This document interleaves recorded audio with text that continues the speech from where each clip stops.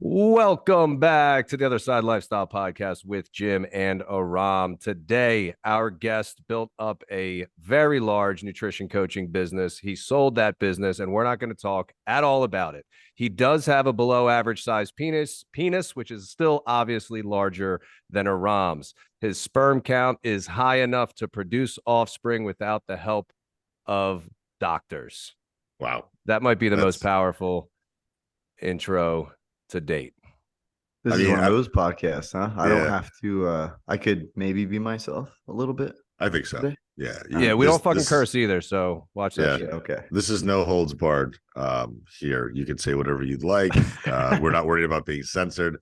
The population of Southern Jersey doesn't care. Yeah. Good. First question, how do you feel about the transgender movement? I'm indifferent. I'm not getting into arguments. What's your stance on Israel? Whose side are you on? Killing me. Do Black Lives Matter? Do Black Lives Matter? How many questions can we ask to where we can immediately get canceled? Yeah. Do you prefer the new Twitter symbol X to the old bird? Wait, there's a new Twitter symbol? Yeah, it's just an X now. It's called X, not Twitter. Oh, he changed the name of it? Yeah. Where have you been? I've never been on Twitter. I'm not on Twitter either. I was on Twitter for a little while when there was like when the girls had to put their OnlyFans links on Twitter instead of Instagram. So I'd have to go troll for them there. But it was terrible because he would hit the link, he'd be like, nope, they charge. Next. Nope, they charge. Next. No free trial. Next. Yeah, I want the 30 days for free first because I want to sample what I'm going to be looking at. Yeah. It's not fair. Like, don't tell me you're going to be like full nude or do like, no, like I want to know like specifically. It's like when I have people present at my conference, like, don't just give me like an overall broad brush of what you're presenting on. Give me the actual topic. You want outlines? Yeah. Tell me what's going to be going on this experience that I'm on.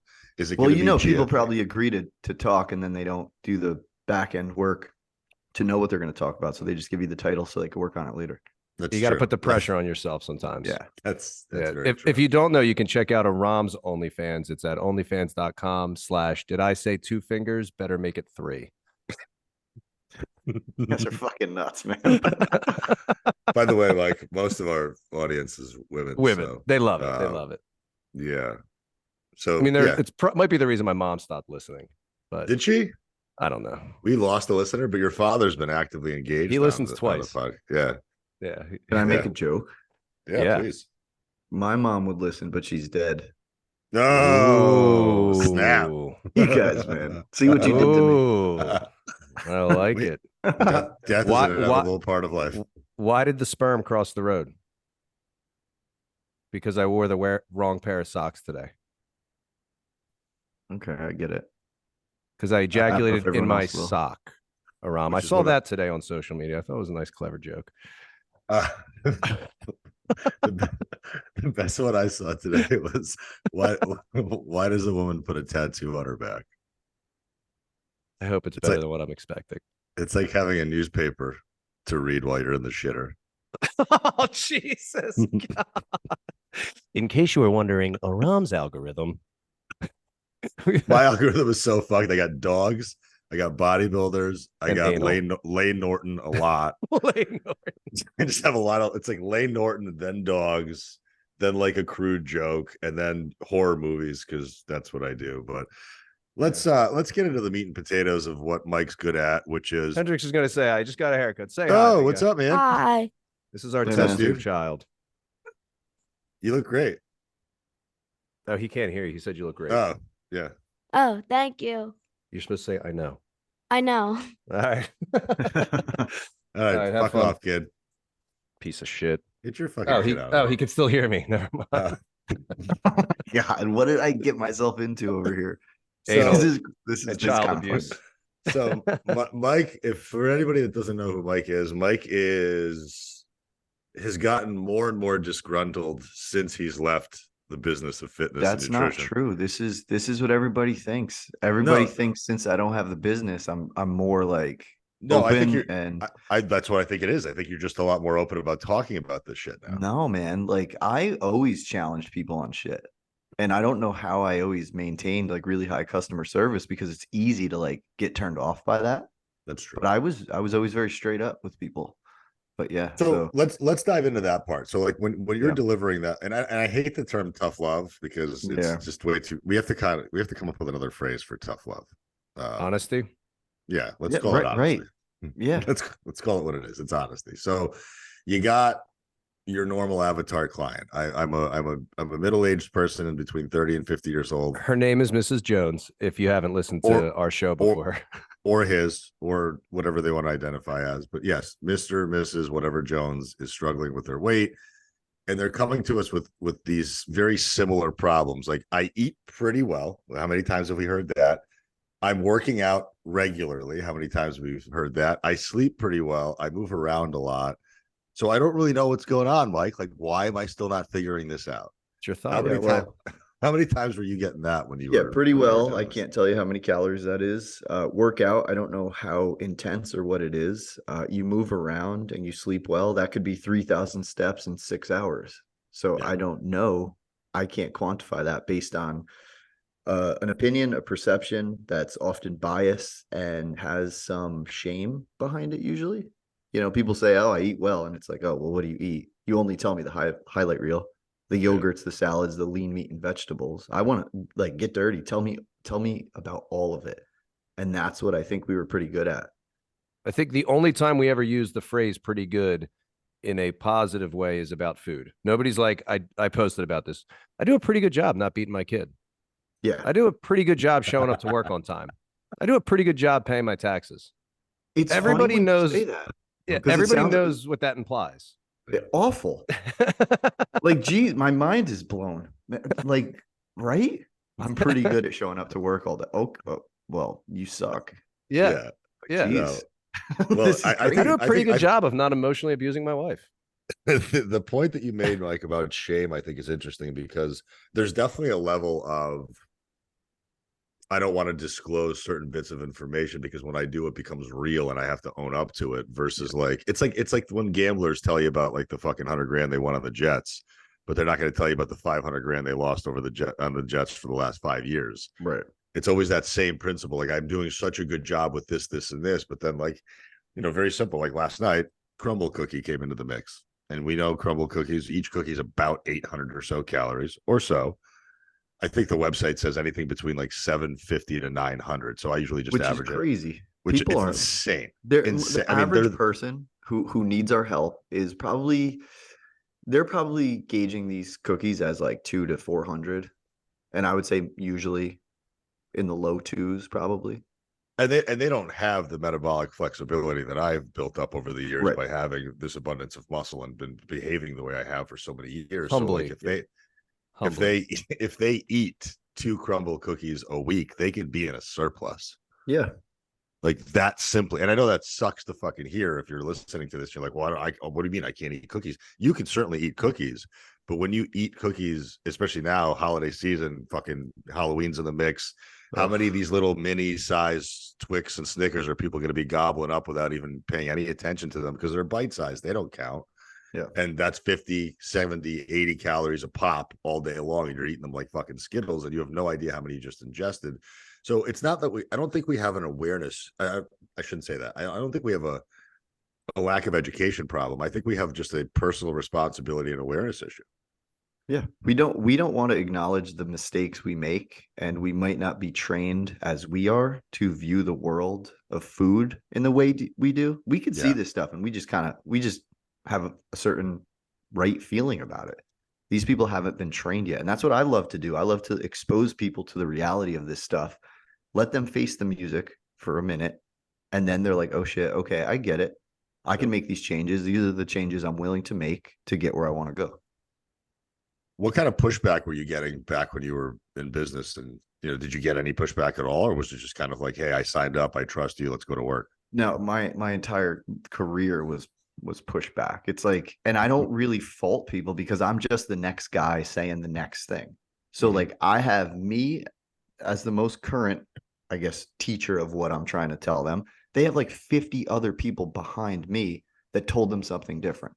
So I just did whatever I could to make the information easy and applicable and trusting with real examples. The lucky thing for me was I always had a ton of people who had my back about my methods working. And not only just the science and the common sense of it all, I had people just like our avatar telling them that just listen to this guy. He knows what he's talking about. If you do it, it'll work. I know it's not what you want to hear, but it's the reality. And I would be direct about it. I would be honest about it, but I would be empathetic and understanding of the situation. And that's where, like, I think we're all pretty good at it. Like, we're very good at saying, like, this is just the way it is. We have to accept it. But we know how difficult life is if you're not into working out or eating chicken and reducing calories. Yeah. Like, we know what that's like because it does suck. We know what biology does to you. We know what this environment does to you. We know what all these issues in the world are doing to your stress levels. So we get it. It doesn't make it not real, though. And that's the thing that I think is the biggest pushback is, like, people just don't wanna, like, they don't want to accept it. They have problems understanding what enough is because the current nutritional landscape makes everybody think that enough is 3,000 calories. When it's like most people, like most women that we worked with, like, you probably need to cruise at like 1,800, 1,600, like forever. And that's, people don't like that because that's one meal out, two crumble cookies. All right. It's fucking crazy. And it's just how it is. what I thought was I'm just trying to support local business. Yeah. The amount of people that not even local anymore. Yeah, well, I'm saying, like, the amount of people that'll post the donuts, the cookies, the cupcakes, all that stuff from the local bakery. And it's like, oh, you know, support local business, blah, blah, blah. And I'm like, you were just posting about how you're getting your shit together a week ago. And you have no idea what those calories are. At least the big chains and the packaged stuff, like, you can kind of get in the vicinity. But like random, like Betty Baker down the street, like, her muffin might be 1,000 calories or it might be 300. You don't know. Please don't talk about her muffin. Like, The other thing, and I think people feel weird getting one. Like, I know if I go to a bakery or there's this donut shop down at this Amish farmers market down the street, only open a few days a week. We rarely go, but my son's birthday was last week and we went down there, and you feel weird being like, yeah, we just want 2 donuts. Oh, yeah. It's like, just order one, find the one thing. Like, these little habits, you don't want it to look like I'm coming over here to get myself a cupcake. Make it look like that. You know, sometimes people go to a bar, restaurant type place for lunch and they feel weird. I know I used to feel weird not getting a beer because then I'm going, the waiter, waitress is looking at me going, I'm not getting a fucking tip. You know, this guy, blah, blah, blah.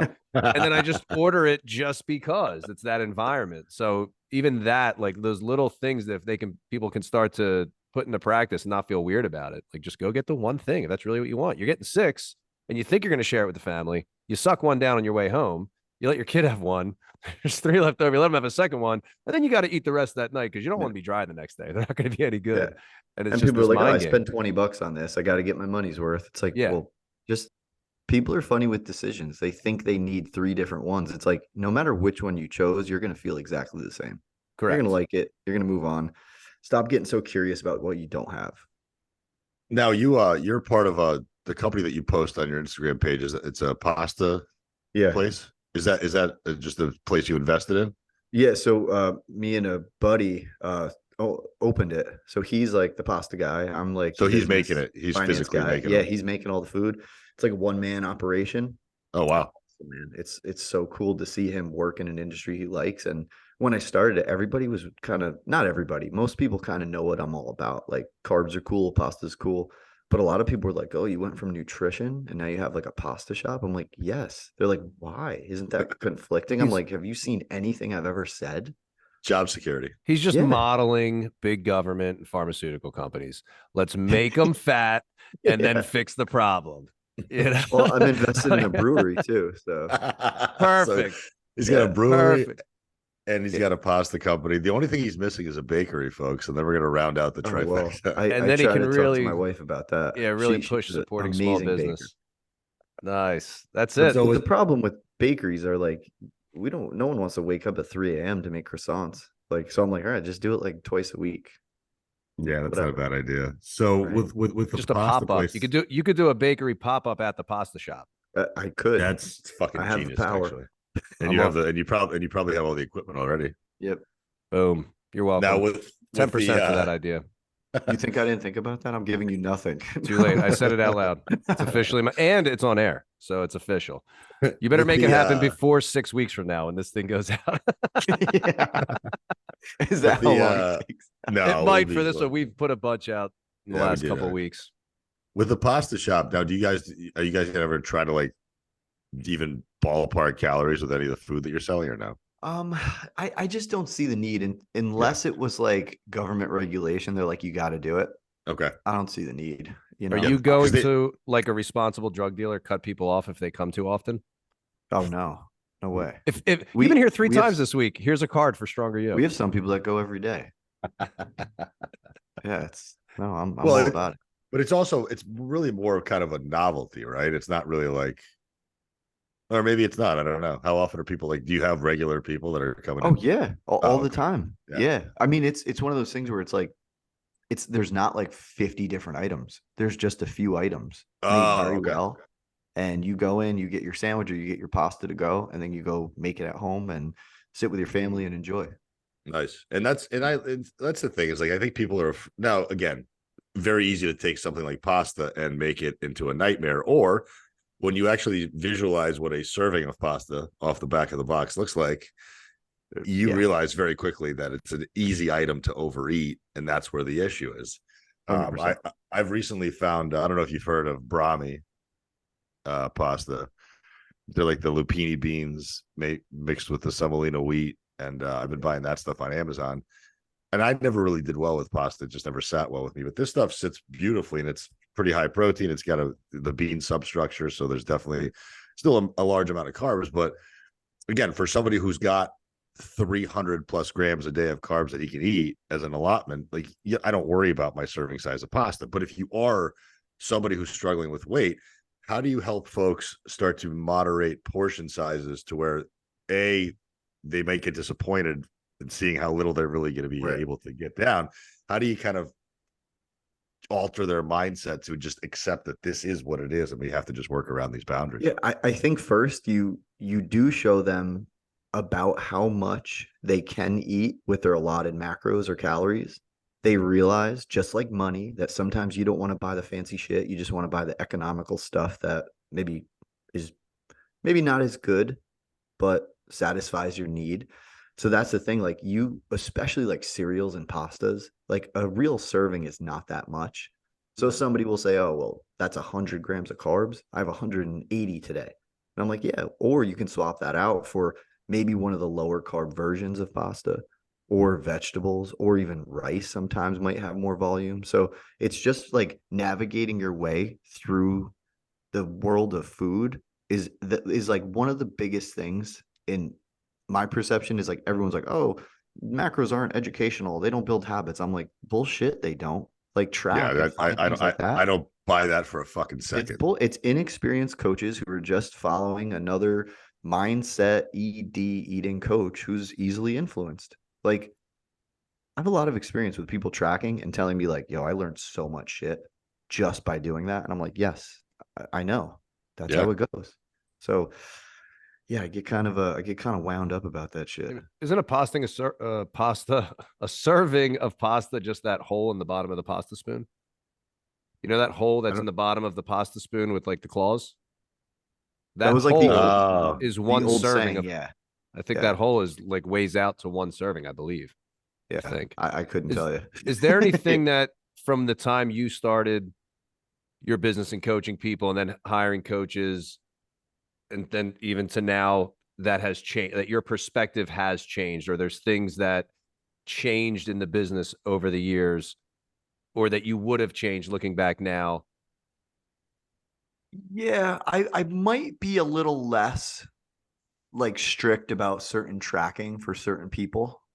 Like you learn a little bit more and you're like, oh, they don't really react well to it.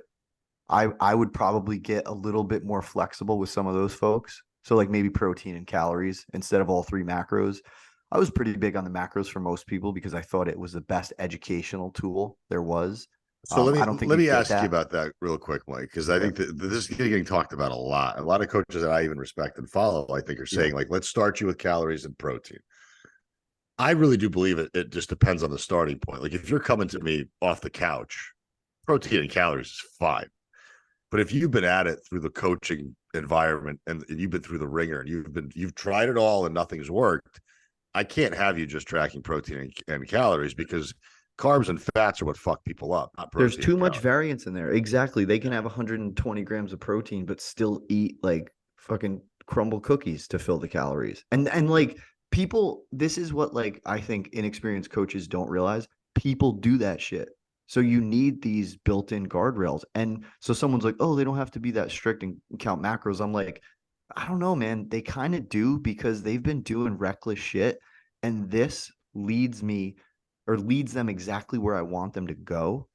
And people in this industry are too forgiving with people's challenges. And they're like, oh, I don't want to burden them with this. It seems hard, and they're pushing back. I'm like, no, you need to push back a little bit. And you do that by building likability and trust in these people and being good at explaining why there's value behind these methods. That I was talking to our buddy Krista, the coach, and she was like we are very big on this because people need exactly what they don't want to do. So if some coach is like, I don't know, I took this course from this person with lots of followers that told me my clients don't need to track. I'm like, and your clients get shit results. You have shit retention, and you're probably going to be out of the business in 2 years because you change nobody. So yeah, I mean, that's how it goes, man. Like people need to do what they don't want to do to see or go where they have never been. Yeah, and it's gonna be uncomfortable. I don't see. Yeah. I mean, if somebody's tracking though their protein and calories, then they do have the guardrail. Even if they were to fill those carbs and fats, whatever, with crumble cookies, they could still do that if they were tracking their carbs and fats. Like, I'll just eat enough Doritos to get enough of this, and then I'll add some apple juice to round out my carbs. They could still do that if all we're tracking is the numbers versus like the food quality. So it's If like, fat I think, loss is all they wanted, cool. You'll probably get it. You might not Yeah. feel the best, perform the best, whatever. But Yeah. yeah, it's all those factors that are the difference. You have somebody who's Right. training a certain way, then yeah, we do need to maybe pay attention that you are getting enough carbs based on the way that you're training and things like that. But for the average person that might be, coming off the couch, like you said, it could be a way to start, and then it's once they're just really hard comfortable to and experiment. if you start there and you get success there, it's very hard to transition to a better quality approach, because you're used to losing fat, getting results with lower quality stuff. That's more fun. So I don't know. I like to challenge people, and I think people are the coaches are too worried that clients are not going to do it. And I'm like, man, like 99% of our clients did it. Yeah, there was like some issues, and like sometimes they fudge numbers and shit, but for the most part, people did it, and it forced them to plan. And that's the biggest issue for a lot of our clients is Planning. they don't plan. Yeah. They're like, oh, I don't want to get obsessed with numbers. It's like, okay, just plan, and you won't think about it the rest of the day. Yeah, but I think that's what And- comes and with that's- experience. Because even you said that you would maybe change a little bit of the way that you had them tracking to later. I think that's where that experience comes in, where you get to know the person, you see what their lifestyle is like. And some Yeah. people, we just got to focus this week on not having so many meals out at restaurants. Like for Right, some right. people, it really is, they're so deep in a place that we just have to work on some lifestyle things and celebrate those wins and not focus so much on the result on the scale, because then they feel Right. like a failure. They start lying to you. And if that's sometimes a problem I have with some coaches, where they're only focused on results and not Yeah. actually making any kind of an impact. It's like, cool, I got the results. You're done. You graduated. Peace out. They're fucked for life. You have a before and after picture. Like that's the downside that we don't see potentially. Right. But if you want to grow your business through word of mouth, you better not do that, because all Yeah. these people are going to be the ones that tell everyone about you. Like, I didn't just get results. I changed my relationship with food, and now I know shit. Now I know how to handle all these crazy situations. Yeah, but how many of That's these what I people are was big getting on. the referral from the client when they're excited right at the end? And that's like a year later, like, Yeah. I'm all fucked up. Yeah. If they're doing things right, they could easily, it's like, get those referrals in now. That's like the best time to get a referral, that first month when the person's excited. Hey, do you mind giving me a testimonial? God knows what happens after that potentially. But even if you're doing a great job as a coach, you still have people that they just fall off. They're not doing, like you said, they're not doing the things that need to be done. And that's not on, the coaches have to realize it's not all on them. You know, Yeah, that it's this and I've responsibility does said fall this on the before, to have the backs of coaches, because there's a lot of coaches out there that will look at even some of the best coaches in the industry and be like, oh, if your client doesn't manage their results for the rest of their life, like you didn't do a good job coaching. yeah, I'm like, I don't think which you isn't understand true the either. changes of life and how this Yeah. works. Like Yeah, you there's built no the fucking house, way. right? You built the house, it's solid, but you're not there cleaning it up year after year. Yeah. If people Yeah. don't maintain, like, and that's, there's coaches that are like, oh, you can't put blame on the client. It's like, I mean, we kind of Yeah, you have to can. a little bit, Yeah, right? who else's What do you fault is it mean? at that point if you Yeah. fucked it Right. up? That's like not Well, blaming the Mike, patient in a doctor's office. Dude, yeah. It's just like you- virtue signaling coaches that think they're the top dog, which have no experience with enough clients to actually see them regress. Yeah. And to really see why that happens. well, you've said this before too. We're living in a time now where coaches are making a ton of money. I mean, I see some coaches that are making 6 figures a month when they have these conglomerate teams and there's multiple people and they have this dietitian and this staff, and I mean, I tell some of my clients about it and my clients are like, how the fuck do coaches make that much money? I'm like, because they charge a lot more than I charge. So I think the one thing that you said once that was really cool was that we have to make coaching accessible for them to stay in the ecosystem long enough to be able to see these different phases so that they become comfortable with the fact that they're not going to have this linear progression that they expect to have. Like, let's say maybe coming out of the gate in the first 60 days, they're rocking and rolling, they're cruising, they're seeing great stuff. Yep. And then their dog dies and their kid gets sick and their fucking job gets displaced and the holidays come. And all of a sudden now what was uphill just starts coming down or plateaus. I've had clients with me that have been with me for 3 years. They've seen it all. They've seen people die in their life. They've seen people get remarried. They've been through all this different shit. And it's been a roller coaster ride the whole time. But for me, if you plan on being with a coach for a short amount of time, you have to manage that expectation.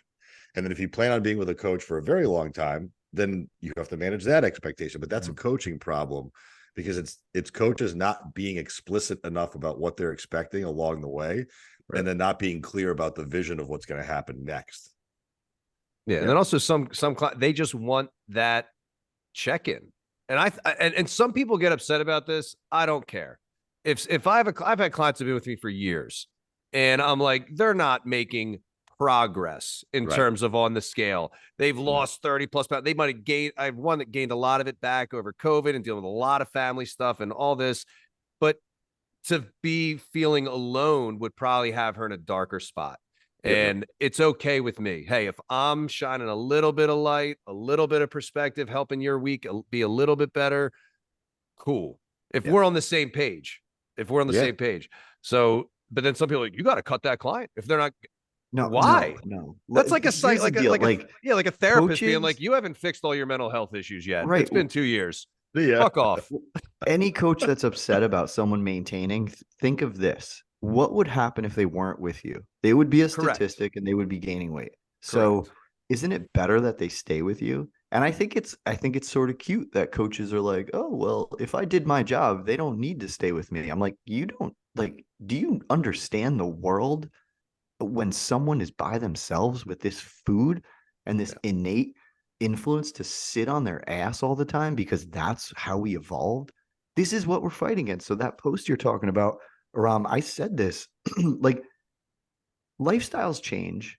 Our competition isn't each other and other coaches. Obviously it is to an extent, but our competition in this industry is biology, convenience, stress, other people. Like we need to offer something to these people to stay with us, because if you charge too much money, they're just going to fail and then they're going to regress. And I think maybe the opportunity is to offer like a lower touch thing, maybe fewer check-ins, maybe, I don't know. There's so many different ideas. So I understand, like, it's noble to say that I'm going to coach this person, I'm going to teach them everything they need to know, and then they won't need me. But that's just not how the world works. You're not a good enough coach to prevent future circumstances that you can't even anticipate. No, there's no way. And I think when you take the timeline out of the coaching relationship, it becomes a much smoother relationship. Like I hired Jace as my coach back in March, and I paid him for the year because now I know I'm committed. I'm in. And like, I know I'm not making progress on a weekly basis. To me, it's just, hey, I know you're there. If something happens, I have somebody to spitball with. I have somebody to take a look at what I'm doing. I have some type of an accountability process and partner.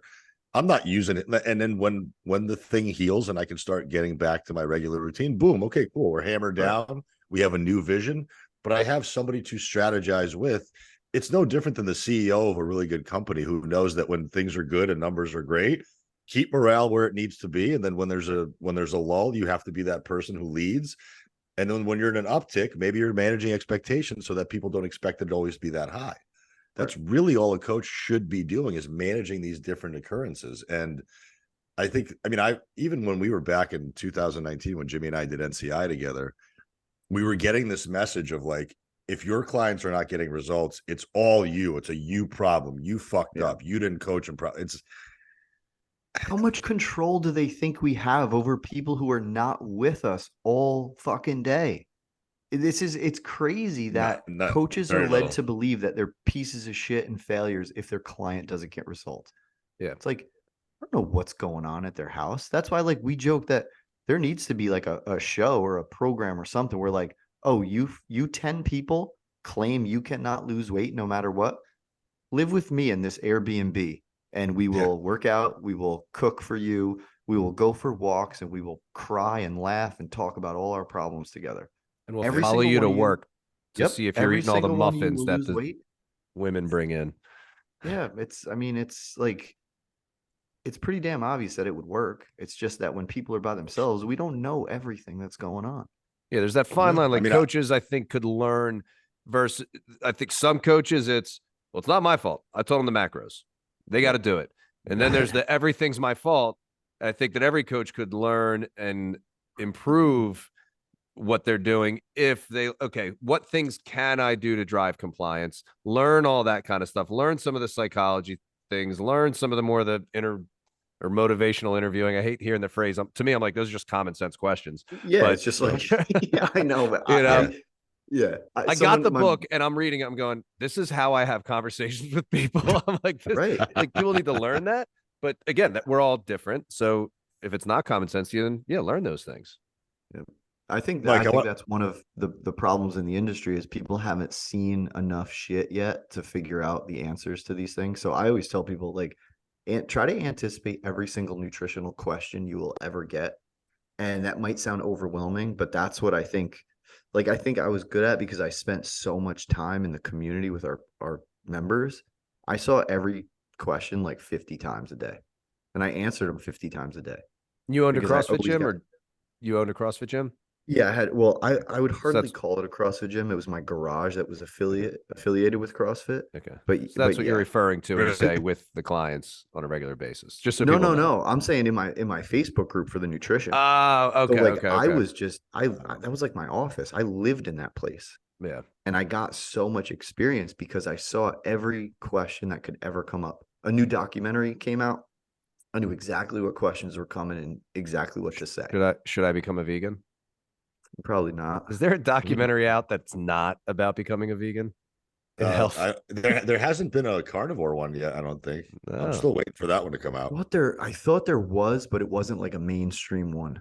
Obviously, it's something like that won't become mainstream because that's not the thing that's being pushed right now. That's not Fed Up was probably the best one I've seen, where it's legitimate.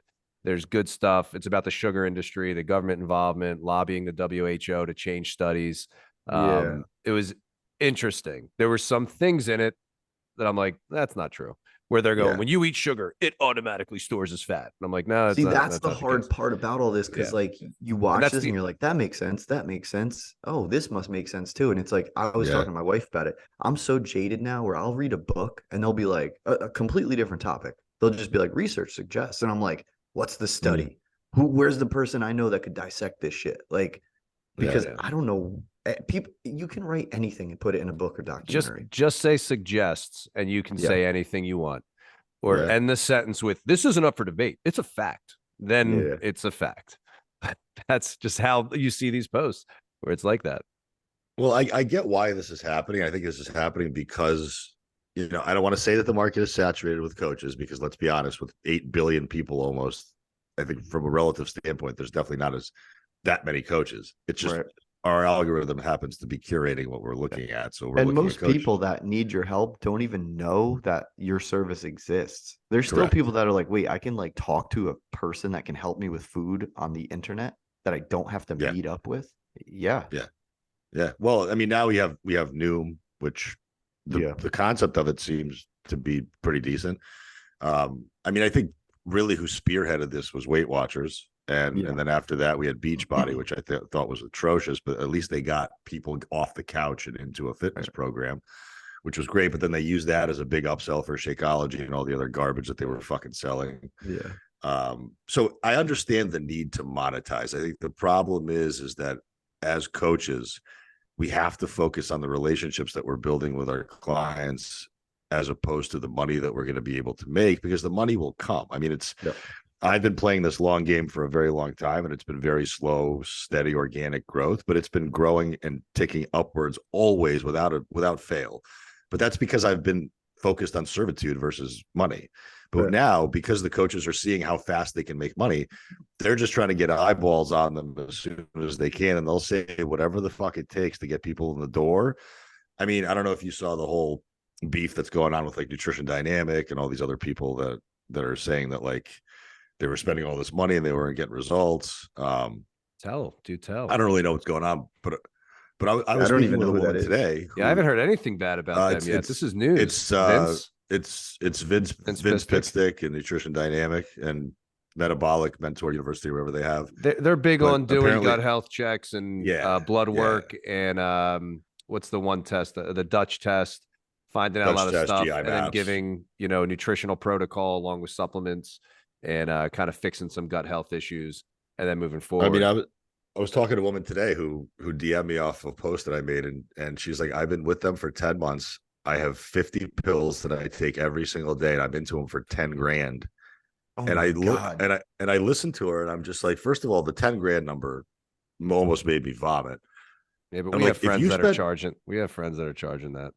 I mean, just fucking $10,000 where $1,000 a month. Where they were getting 2 check-ins a month, and what they were getting as a reply was just hang in there. Meanwhile, this is a 38-year-old woman with 2 kids who doesn't have the energy to get out of bed every morning.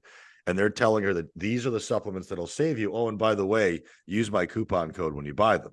This is insane. Like, I can't, like, how are these people not in jail? You know what I mean? Like, well, I think the problem is that because these companies get so large and, they do have doctors on staff and things like that. Yeah. They do have people on staff. But it's this trading of money and moving of money back and forth from one pocket into another. And the person who's ultimately going to lose is going to be the consumer. And then what's going to happen is as the consumer gets more and more frustrated, they're going to lose their faith in our industry. And it's going to be because of these fucking people that have no integrity, that just want to make money and become more prominent. And then the smaller time, lesser known coaches are going to be out of a job because people aren't going to want to go. I mean, that's an extreme. There's always going to be a market for us. But there's probably, like, if we sat there and named every coach we knew, probably 25% would be out of the field in a couple of years. I think so. And like, that's the reality. And that sucks, because this is like, you could make a good living helping people and working wherever you want to work. I want everyone to thrive in this field as long as they're doing good work, Well, that's the part that I think is hard, is like, how do we, like, results are great. They're absolutely fantastic. If you can get somebody to lose their weight that gets them happy and that satisfies their needs, that's awesome. But I think what we also have to take responsibility for as people in this business is we have to take responsibility for what we're doing within this industry. Yeah. Like, we can't just focus on the fact that we're helping clients. Like, if we are, awesome, but what are you doing to stimulate and improve our industry? Because if you're doing it without care for the industry getting better, it's going to be a playing field that's not going to be very level anymore. And then people are going to get fucked at some point. Right. So, but just like everything else, we tell people they got to put the blinders on to all this information. As coaches, we have to put the blinders on to coaches that we disagree with, we're not aligned with, and you just do your thing. I mean, we could talk all day about how things got to get cleaned up and all these people, nothing's going to change. We just got to put our blinders on. And you had referenced it before. Like, I hate this whole, like, we're in competition with each other. I own a driving school I started 14 years ago, and it never crossed my mind. Like, other people, oh, they're charging that much. We'll do it for $20 less. Like, there's plenty of people that need help. Like, we work on the internet. Yeah. Imagine Yeah. if every nutrition coach in business was like, let's just all agree to charge this much. Like Yeah. everybody was like at the same minimum. Like set the Everybody ceiling. would make more if Yeah. that was the main, driving factor versus like trying to undercut and thinking that we're competition. Why should I hire you instead of that person? Do you like me? Yeah. Right. Yeah, I really That like used to you, but come up all the time. yeah, but they That would charge come less. up all the time with us in like Yeah. a random Facebook group. What's the difference between this company and that company? I'd be Nothing. like, those guys are great. Like, if you want to use Yeah. them, cool. Go to them. In the back of my head, my marketing brain was like, I know that was a good faith reply. They'll probably come to me anyway. Absolutely. Yeah. Absolutely. Yeah, I'll never take stabs or shots at people unless they're doing something egregiously wrong or something just completely idiotic. It's no different than when I go to the gym and I'm watching people lift weights. Like, I'm not going to go and help the guy who's fucking up his bicep curl, but I'll go help the guy that's fucking up his deadlift because he may blow out his L4, L5 on the spot while I'm watching him. Isn't and that but I like feel a an responsibility.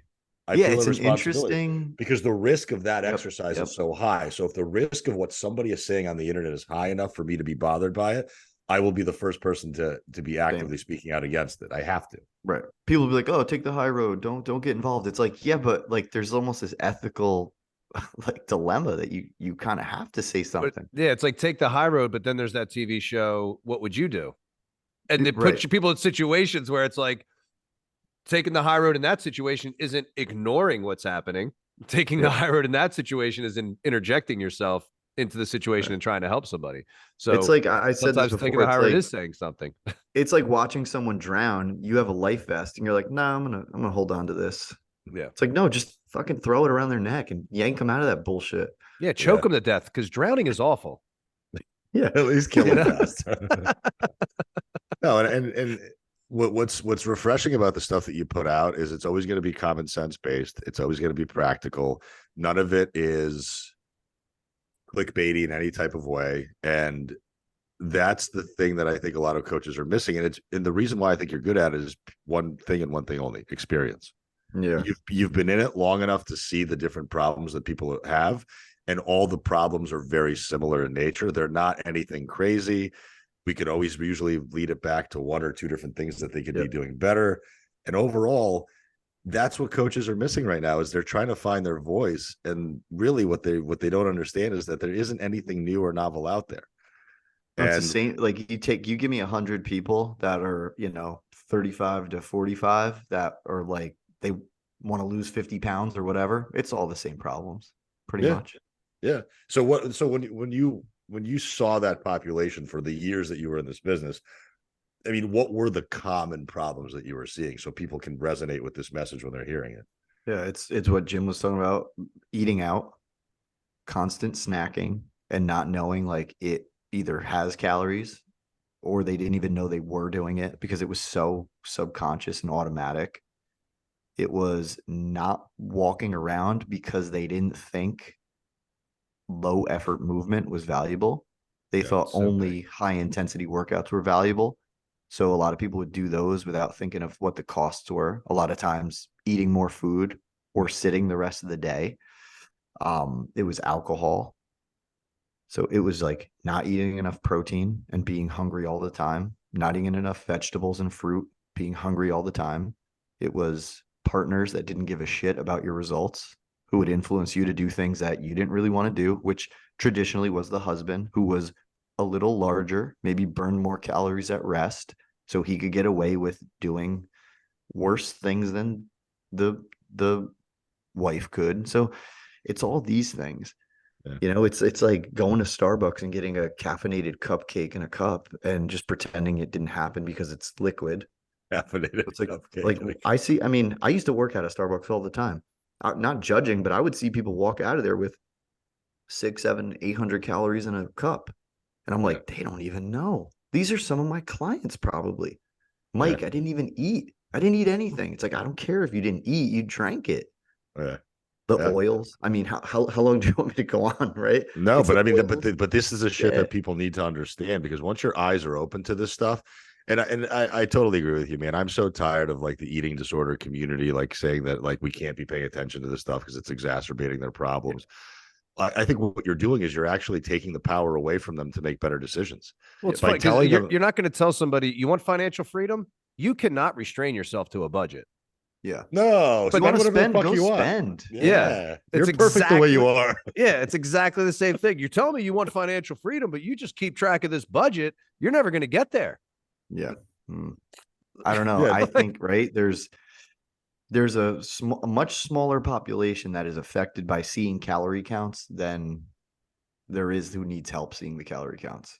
There's Yeah. going to be collateral damage in life everywhere you go, right? Absolutely. Like, I sold my business because I thought it would benefit the most people. Not every single person on staff was a winner. And I knew that would happen. So I made the best decision, as I did when I ran my business for the members. I knew that if I made this decision, these 6 people would be pissed off at me, but these 1,000 would love me. So what do? I do what's going to help the most people. So. Yeah, and that's the problem is when you have that many eyeballs on you and that many people that are looking to you or up to you, you can't satisfy all of them, unfortunately. And as much as you try, I think that's when you get into trouble because you can't you have to draw a line in the sand and you have to have conviction. And I think the reason why any one of us in this room has succeeded is because we believed what we were saying, we were convicted about it, and we were very, very consistent about the message that we delivered, as opposed to, well, what's the flavor of the week? How do I appease to this person while also appeasing to this person? And am I just going to niche down to this very specific thing, or am I going to be able to have the most reach and have the most outreach to these people that are all struggling? Because it's the general population that needs our help. Yeah. I don't give a shit about the 26-year-old kid who wants to fucking be on stage, nor do I care about the 30-year-old who wants to fucking compete in powerlifting. Like, they can go and do what they want. It's the people that are sitting at a Planet Fitness who just joined yesterday, who walk through that place like it's hieroglyphics and they're at a plant that they don't know how to use the equipment at.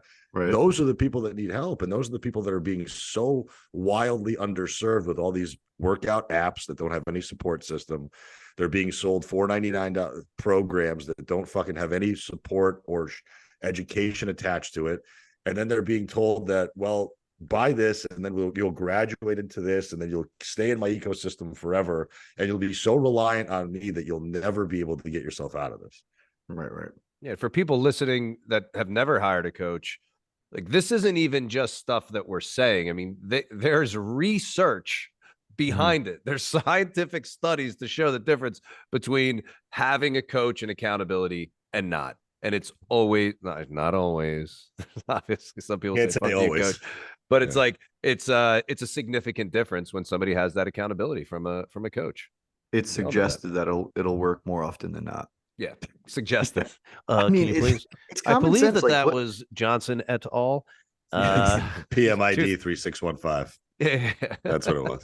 Yeah, Dude, I was talking to a buddy the other day. I'm like, none of my friends give a shit like locally about working out. The schedules don't line up with mine. So it's like, I'm stuck to work out by myself. I know for a fact, if I had a group of buddies locally that were working out, willing to come to my basement, I'd be in much better shape. I'd be much stronger, but I have no one locally to push me. So I'm like, all right, I'm going to play with my kid. I'm going to go fuck with Legos instead of building my body. Do you you think your friends don't want to come over there because of all the red lights and the sex swing? That's probably it. Probably but what it is, I yeah. usually put it away before they get here. So, Mike, I mean, you're obviously a full-time active dad in the community. You're obviously in the kid network in your area. I'm sure you're hearing, and people probably know what you've done in the past. So I'm sure you're getting bombarded with, like, you go to a party, a kid's party, and somebody's grabbing onto their tricep fat or their gut. They're like, well, Mike, what should I do? Like, is it something that you're still passionately wanting to, like, spend 45 minutes literally just educating that person on the spot? Or is it something where you're like, listen, we're in a social setting, leave me the fuck alone and I'll get to you later if you're truly serious about getting an answer?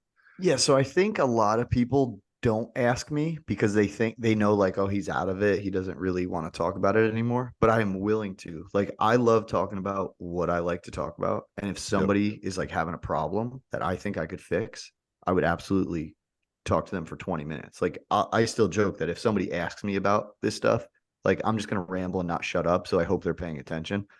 So yeah, I do still like it. Like, I just didn't feel like working anymore, like, officially.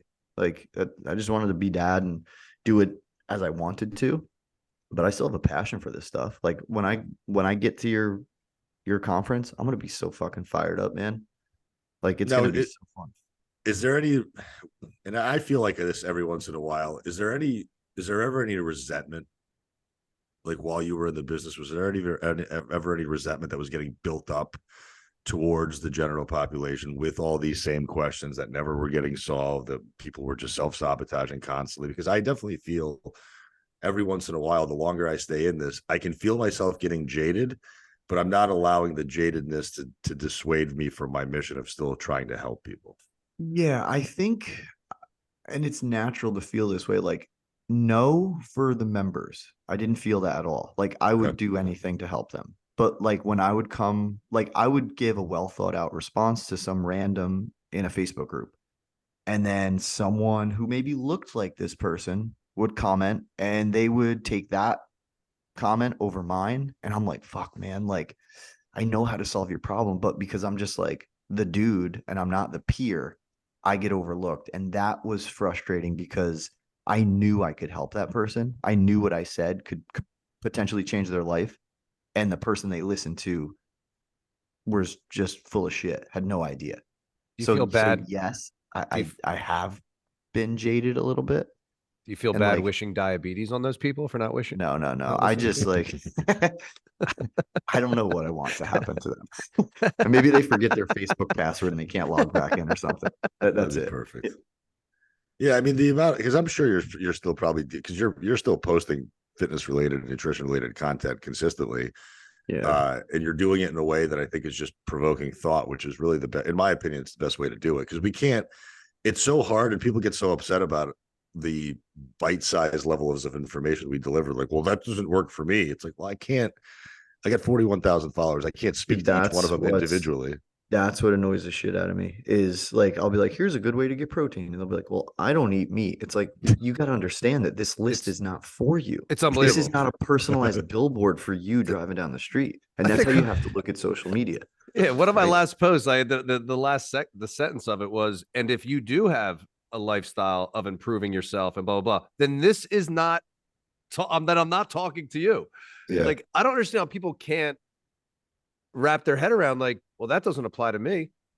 Great, then Good. move on. Why are you Yeah. either commenting about it or saying it or complaining about it? How can you figure out what that is and adapt it to you? I mean, that's the biggest problem that person already has. They've already Yeah. have built-in excuses, built-in lack of problem solving.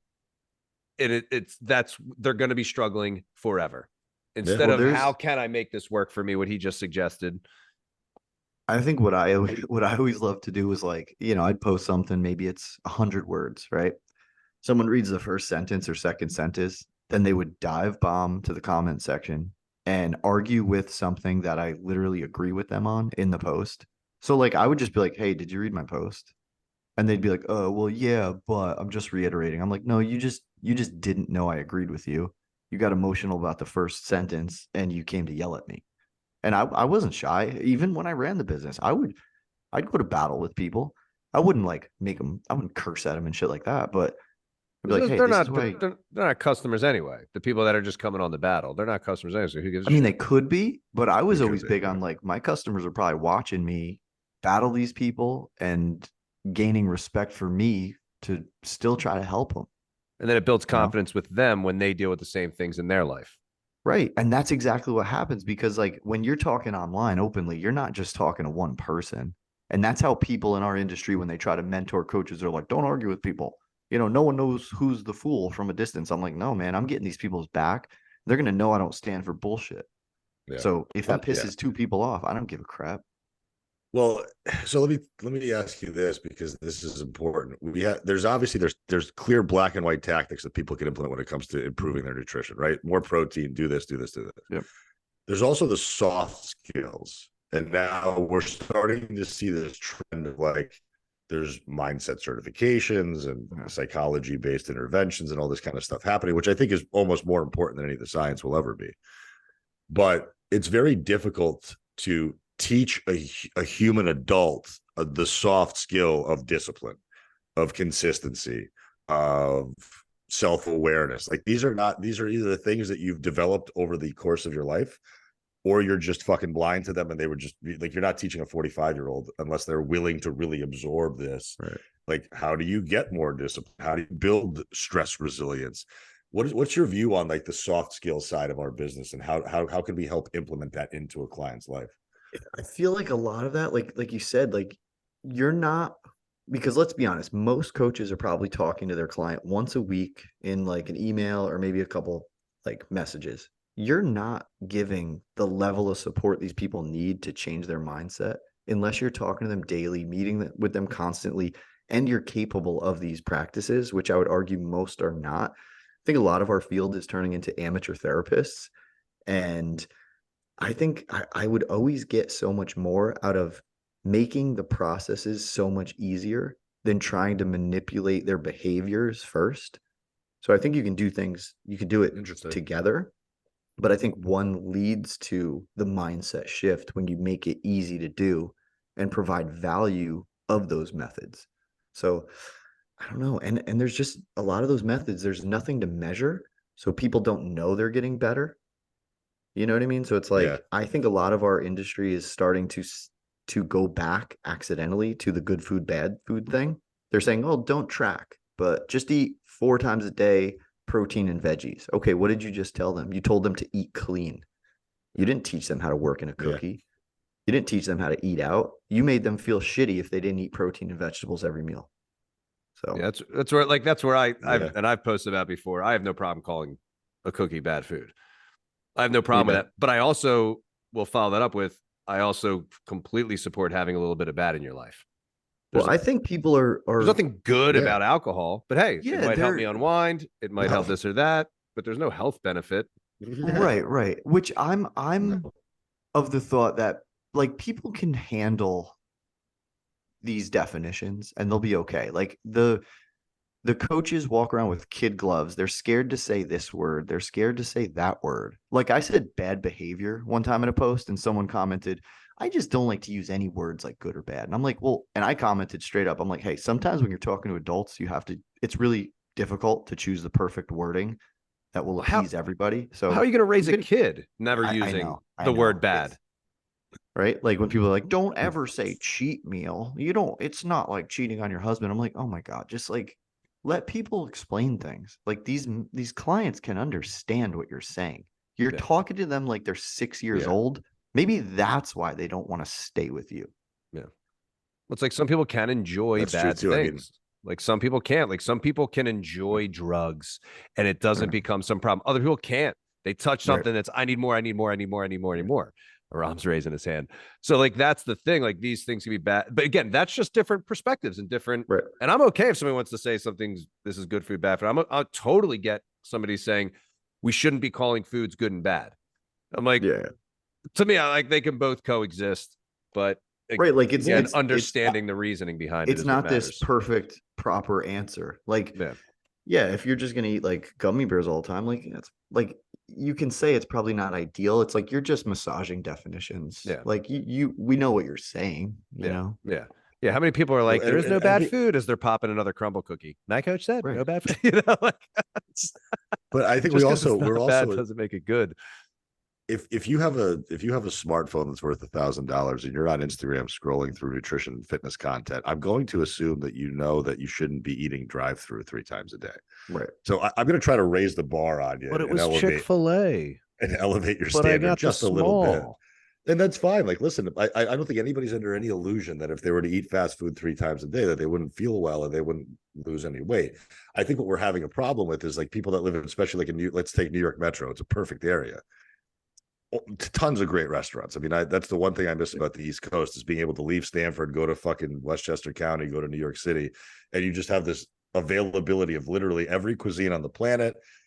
Everything is pretty high quality. But you have carne asada. Now you have carne asada. That's it. Yeah, now, but you now have all I get is fucking burritos and bullshit here in California. I can't get a good fucking pasta dish anywhere. I can't get a good old Italian combo on a nice. Come visit me. I got you. On a hero. Are you in Long Island or are you in Staten Island? No, I'm north. I'm 60 miles north of the city. Oh, you are? We got mountains over here, man. Are you north of like Poughkeepsie? I'm what am I? Maybe adjacent. It's like 30 minutes from here. Oh, so you're inland in New York. Yeah. So you're like West New York. No. I'm close to like I'm close-ish to the to the coast. Like we have like the Hudson River here, which feeds to the coast. Oh, okay. Got it. I'll send you a map. So I mean, that's Let's figure this out perfect. 'Cause right now. So that demo, Hold up. Let's pull out. I'm going to share screen That- with MapQuest. MapQuest. Please let me- Aram is let me- burning let up. me- I'm going to print out directions from his house. directly right to where Mike lives. No, but like when I was living on the 17 East Coast, pages. you were having people that were thinking that they were doing a good job because they weren't dining at your national chain restaurants. Like they're not going to Cheesecake Factory, they're not going to Applebee's or Chili's, which are immediately evil. By the way, probably better to eat at those places than any mom and pop shop because you can get the calorie counts. Yep. You can make any adjustment you would ever want to think of. You can tell them no oil, no butter, do this, do that. They'll listen to all of it. But when you walk into like fucking Frederiucci's deli, he's like, next Italian combo, next. He's not fucking giving a shit about calories. And you're going to walk in there, you're going to feel the pressure to get whatever you get. So I think people are under the illusion that just because they're paying more for something, that it's immediately better for them, or that the ingredients that are being sourced are that much better because, well, now I'm eating organic olive People oil. are weird about their pride with food, and then it leaks into the wellness of it and the health of it. So it's like, why do you think you're better than someone because you don't eat McDonald's? When I see a post where someone's Right. like, McDonald's is disgusting, I'm like, your fucking taste buds are broken because it is delicious. It is not what it was 20 years ago. I That's will say true. that. The last time I had it, I'm like, in mid burger, I'm like, why am I still eating this? Like it was like stale. The cheese isn't melted. I'm like, You just had a bad franchisee. You got to go remember to in the college. What was it? Because we're probably around the same age, Mike. What was the burgers? It was like Wednesday cheeseburgers, like 25 cents or something. When I was in college, and we would remember. go and get like 20 of them. It was I something went to out of community control. college, so I didn't. I went right back home and ate hot dogs. There's still McDonald's laying around. Hot dogs. Well, that's the thing is like, I have no problem eating, Jersey Mike's is one of my favorite things to eat out. Like I was away in Columbus, Ohio for the weekend and I went to Cheesecake Factory. Like you go to these places because you can actually be strategic about it. And I think I've had so many clients who are like, well, you got to help me out. I'm going away this weekend. I'm doing this. I'm like, why do you have to have me validate your decisions while you're away? Like you're an adult.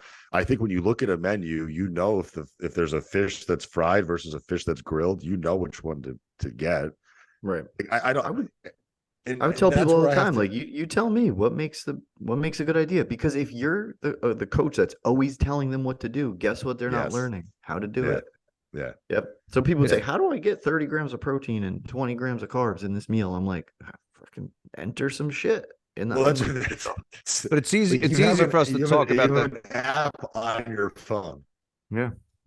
Rob's freezing up. You were freezing up a little bit. You got all robotic. Are you back? You're back. Go ahead. Yeah, he's good. Am I here? You're here. Sorry, I'm playing around with Verizon Fios internet as opposed to ATT. So we're trying to get something going. It's working out great for you. Great. Well, I have 2 different internet providers in my house, but no, like when like people have access to a food tracking app on their phone. So if you ever have a question on like how many grams of protein is this or that, or just type in, start playing around with serving sizes. It literally takes, I don't know, 12 seconds to do it. Then you learn it, you'll never have to do it again. Yeah, that's it. Like it's not that we have an issue with not understanding these things. I think people just aren't exploratory enough about it, and they don't trust themselves because they've been asking for validation for so long that that's all they've been getting, as opposed to like, here, what would you do? Like you're the one who's out, you're the one who's at the restaurant. I'm not. Like I would probably get something different. I like that. And that's the question that I'll pose to people. Like, what would the you that you're envisioning you becoming do? What would you do? The fit you that you keep saying you want to be, what would you do? Not the old you that you've been identifying with. And even the things like McDonald's or going out for the weekend and all that kind of stuff. I feel like people don't understand that people like us can enjoy those things because we're not doing it all the time. Right. But when you're doing it all the time, are you really enjoying it? I mean, I eat steak like 5 times a week. When I eat it, I'm not going, oh, every time. I'm like, I like the steak. It's good. I'm not jizzing myself. But these people are eating fast food 4 or 5 times a week, and they're not really enjoying it. They're not eating it going, oh, I feel peace in my heart. This is a nice treat. Like they've lost the definition of the word treat. Oh, when you're getting some other shit while they're eating it. Yeah. When you create those foundations, you can go away for the weekend and know it's not going to kill you. If you're used to eating 3 or 4 meals a day, you can go out and eat 3 or 4 meals a day while you're traveling out every meal. Making decisions like this is not going to make me shit myself in a half an hour. I'm choosing this meal because it's going to make me feel good. Those are the things that come, but that's with time and practice and experience and failure and accountability and a coach. Yeah, I don't know about the or a coach team part. of coaches. Yeah. Did you just pop an edible? No. Okay. Well, you're clearly chewing on something. Well, I like that you're promoting drug use in the home, especially when I'm you have eating a small Tootsie child. Roll. Yeah, well, one person's Tootsie Roll is another person's mushroom. You know what the funniest part about this is? I'm gonna share this, and someone's gonna listen to it and be like, "Oh my god, what is this?" I know, right? I'm just going to share that clip. Yeah, That's please. fine. You know, Please. Mike, can you put I your was pants very- on, please? I would Can be you sit very down and put uptight your about pants on? some stuff when I ran the business. A coach would say something, I'd be like, "Oh my god." One time, a coach accidentally said like, "What did he say? Like dickhead or dick face in our group," and I was like, "Oh fuck!" I was like, "Dude, you got to delete that shit." I'm a public school teacher. This is my only outlet to be like this. Yeah, And I'm dying to get in trouble for having a podcast where we help people, but we make like drug references and off-color analogies. I wouldn't be surprised, man. It's I coming. can't wait. I can't wait. I'll just take ownership of all of it. I'll say I'm the one who does all the drugs. I'm the one who's the bad influence. I'll absorb all responsibility for it. I already know that it is what it is, and I'm not worried about it because We're at the end of the around. We're day, being funny. I mean, Yeah. listen, I'm a fucking steroid user. I'm a recreational drug user. Who am I to judge anybody who's eating fast food 3 or 4 times a week? I don't give a fuck. I don't know how your liver is even still in you. I take supplements and Liver those supplements. Yeah, I do the liver detox program once every 30 days. Are you with Nutrition Dynamic? Yeah, I am a paying customer. I can't wait till I get somebody going after me for that now. With all the steroids, alcohol, drug use, and processed foods, my liver would have fallen out by now. But because of Nutrition Dynamic and a small $10,000 investment, I still we're have fucked. half That's of a functioning wild. liver. Well, fucking the person who spoke out against them has a restraining order already and a cease and desist. A I feel like I know restraining about order? this. Yeah, Or a cease and desist? both. A restraining order? Yeah. For a remote client? No, like, well, there was a coach out of Boston who was basically going to war with them, and he was posting in his stories, and his stories were 75 tiles long, and it was just it was screenshots and blasting them and tagging them in it. It got messy. Okay. And then finally it ended with he posted that they finally gave me this document and I got to shut the fuck up about it. But that's where it's heading. I think the problem is that again, we're dictated by money in this business, and it's not about integrity or helping people. The simplicity is way unsexy to deliver and people don't want to believe it. And then that's where coaches are being forced to pivot and make all these ridiculous claims. So if we just stuck to our guns and know that the basics work and we can actually deliver that message in a way that's supportive, empathetic, and helpful to the client, we can't lose in the client. Yeah, and I mean he's freezing up. Go take it, Mike. Like I hope that I could at least be an example that you don't have to be a piece of shit coach to make a good living and help lots of people. I think we just came up with our new Other Side Lifestyle t-shirt. The basics make me hard. I'll buy that. I know. Okay. Mike, are you coming back to this business at any point soon? Oh, I have a non-compete for a few years, so I couldn't if I wanted to, and I don't know if I want to. Yeah, I don't know. You're set. Like legit, if I was coaching a bunch of people and I got like someone fucked with me about something, I might just flip a desk and quit again. So I don't know. Like I love talking to coaches like that. Like that's what I look forward to is like, oh yeah, I saw that. I could probably help you with that thing. Like not like a formal consulting thing. Maybe one day, I don't know. But I just like to talk shop about this shit. Yeah. So, well, I don't even know what I would do if I came back. When you have your non-compete end and we start our fat loss retreat in San Diego, that will be your 922 days. Perfect. You're not counting down. Nice. We're just chopping fat off of people like in the movie I do 7. as a joke because like it's like it was like 3 years from June 1st this past year or this year. So it's a while. Wait, how long was your non-compete for? 5 total. Holy shit.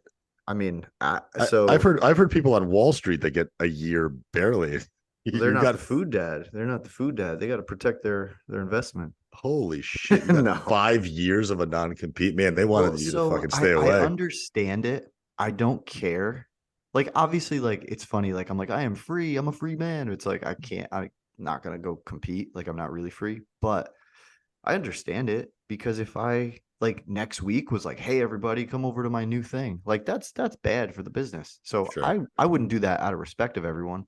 But I also understand the business side of it. Like, the guy that was the head that kind of got everybody riled up and had the big network, like, you got to protect yourself as the buyer. So I don't I, fault him for it. I I have get people that. that are like, I wouldn't have done it. I'm like, you fucking would have done it. Shut up. Yeah, Like, look you at would have done it. look at the price tag. You would have done it. Yeah. You just Yeah, wait. You just hang tell out. tell everybody about all the pressure you have in your life right now. One of my kids doesn't sleep that great. It's brutal. I don't know how you're Yeah. doing it.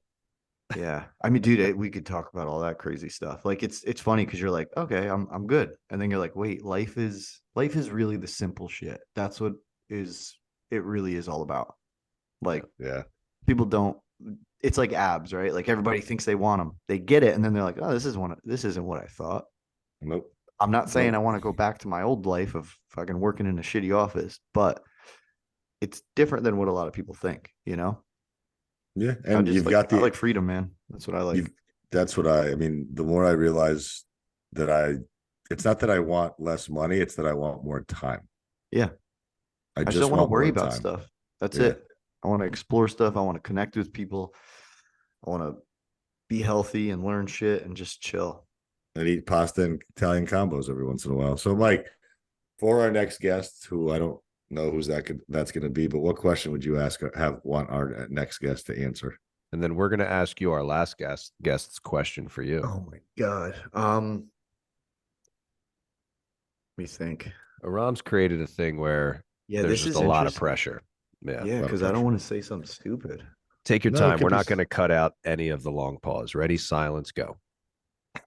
Ah, man. I don't want to be boring. I'm trying to think of something so interesting. Maybe you can only eat one animal for the rest of your life. What do you pick? Oh, okay. That'll be good. Like consume the animal, right? You're not a And creep. the products of the animal. Okay. Nose to tail. Which is funny because I did this with my wife and I was like, I would choose a cow because then we could still have baked goods. And she's like, cows don't lay eggs, right? And I was like, fuck. Oh yeah. Right. Wait, Well, you leave, but you got the wait. So milk you're part. saying that you couldn't eat anything else, or that would be the only animal that you could eat? That'd Like be if the you, only animal. but you could So still eat the cupcakes. Yeah. Well, I mean, but you couldn't if you didn't choose the chicken because you wouldn't have the eggs. You'd have some Oh, bullshit. so you're saying the substrate of that animal. So anything that animal could produce the is the animal and only what thing the you can animal eat. can give you. Yeah. Ah, Would that be then like so then you couldn't eat vegetables or anything? No, Yeah. no. You could still eat that. Just the animal. Okay. Okay. So if a different animal were to produce the ingredient of said product you'd like, then you cannot eat it because gotcha. Right. Gotcha. that's tough. I don't know. I would probably Jesus. want to eat the Chick-fil-A animal. I'm probably going with the cow as well. Yeah, the cow is probably the obvious choice, or maybe like if we had a really good choice, maybe the bison or the deer. Yeah, but some kind of meat, like a But red that's meat. boring though, because then you don't get the other stuff. Oh yeah, you don't get the bacon, I mean, yeah, it's hard. the back fat. Yeah, Yep. Yeah, but venison is too lean. there's You only got so to much think about chicken it. and eggs I can eat. And I'm okay if I never have a cupcake again. I think We can chickens make are like some this. I think eggless chickens have cupcake. turned into the spiders of birds. I hate chickens. Spiders Fucking, and birds. I do not. I mean, have you seen some of these chickens that we're producing? They're like triple the size of fucking pheasants. They're massive. You got to watch Super Size Me 2. Is Like, that you guys know the Super same Size Me, right? Same Yeah. guy. Same guy, Super Size Me 2. He like totally exposes like the chicken industry.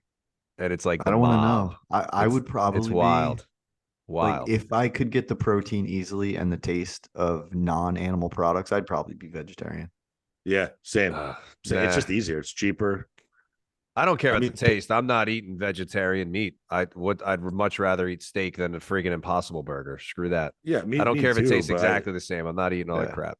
I mean, my Just- fucking grocery bill is out of control. It's out of control. I mean, you eat 250 grams of protein per day, 7 days a week. Yeah, no. Like that's a tough thing to have to fucking Don't be fund. surprised if you live in Southern California. If you see a Rom on the side of the road just picking up fucking raccoons Weed protein. and With a squirrels. cup. He's just roadkillcoaching.com.